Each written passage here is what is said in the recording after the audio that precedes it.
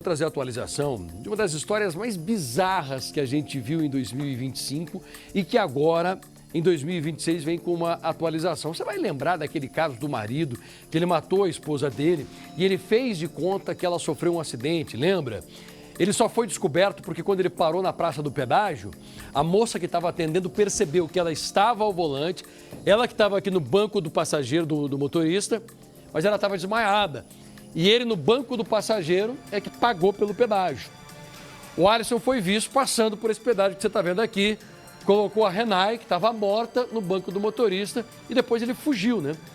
Ali no pedágio ele disse, não, ela acabou de desmaiar, mas eu vou parar logo à frente, fiquem tranquilos. Não parou. Ele avançou, continuou dirigindo e lá na frente ele fez de conta que ela sofreu um acidente. A atendente do pedágio, ela ficou desconfiada. A Renai estava com os cabelos no rosto e ali deitada. O Alisson disse que ela estava passando mal. A polícia afirma que minutos depois, ele joga esse carro para cima de um outro veículo, só para provocar um acidente, para dizer que ela morreu nesse acidente. Suspeita é que o Alisson agrediu a Renai antes disso, que ele matou essa mulher antes disso. Ela já estava morta. Ele disse na praça de pedágio que ela estava desmaiada, mas a polícia acredita que não. As imagens das agressões que aconteceram dentro do apartamento do casal acabam de ser reveladas.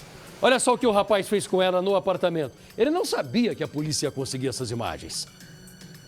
Será que dá para acreditar nesse homem? Ele continua batendo o pé, continua dizendo que ela não estava morta quando eles passaram pela praça do pedágio e que de fato ela morreu quando ela bateu com o carro.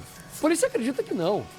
Na verdade, essas imagens aqui ajudam nas investigações, colaboram com o que a polícia está dizendo. Ele matou essa mulher de tanto bater e só simulou esse acidente de carro. Põe no ar.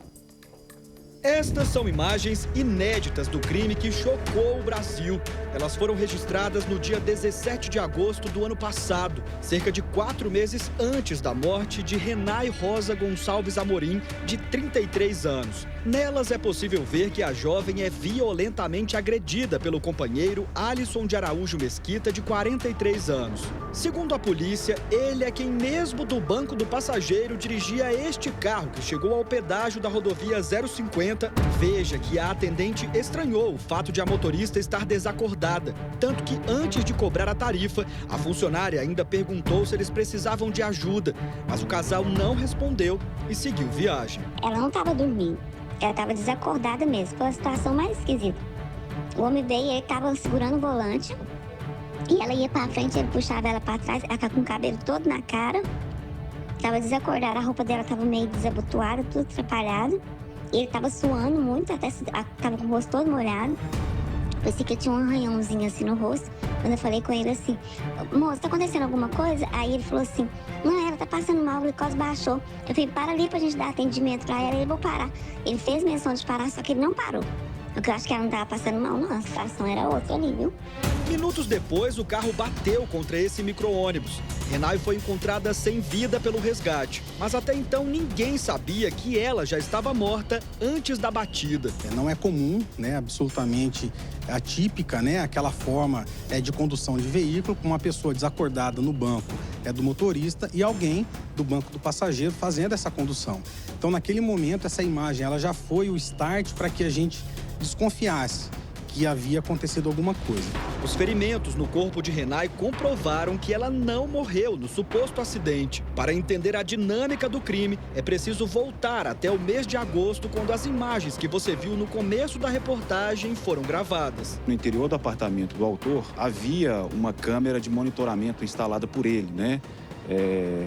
E essa câmera, a Polícia Civil conseguiu descobrir a sua existência durante as investigações, quando da análise do aparelho celular, que foi possível verificar algumas imagens ali, frames de imagens que pôde demonstrar que aquela câmera existia, né?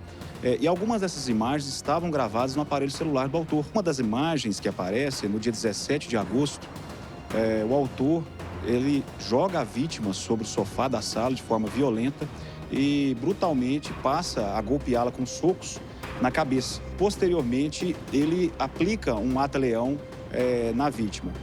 Dessas agressões aí, essa vítima ela foi atendida, né, no hospital. A Polícia Civil conseguiu recuperar esse prontuário de atendimento médico e que constatou que naquela data, do dia 17 de agosto, ela teve traumatismo crânioencefálico leve, além de hematomas pelo corpo. Vale lembrar que, de acordo com as investigações, Alisson já tinha histórico de violência contra a mulher. No dia das agressões que terminaram com a morte de Renay, Alisson tentou apagar as imagens das câmeras de monitoramento do apartamento. E acredite, ele chegou a pesquisar na internet sobre o que fazer com o corpo de Renay. Buscando sobre acidentes veiculares com vítima fatal, né, baixando arquivos de jurisprudência sobre fatos semelhantes.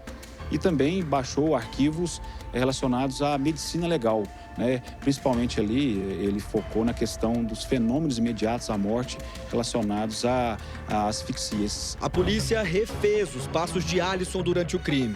Este trecho das câmeras internas do prédio mostram ele levando o corpo de Renay para o carro. O equipamento de um edifício ao lado também registrou a saída dele do local, dirigindo o carro mesmo estando no banco do passageiro. Daí pra frente a história você já conhece. Eles passaram pelo pedágio e pouco depois aconteceu a batida. Renay foi dada como morta como vítima de acidente de trânsito. Mas ainda durante o velório dela, a verdadeira história foi descoberta e Alisson acabou preso. Durante o processo de investigação, a polícia descobriu ainda que ele voltou ao apartamento depois do crime.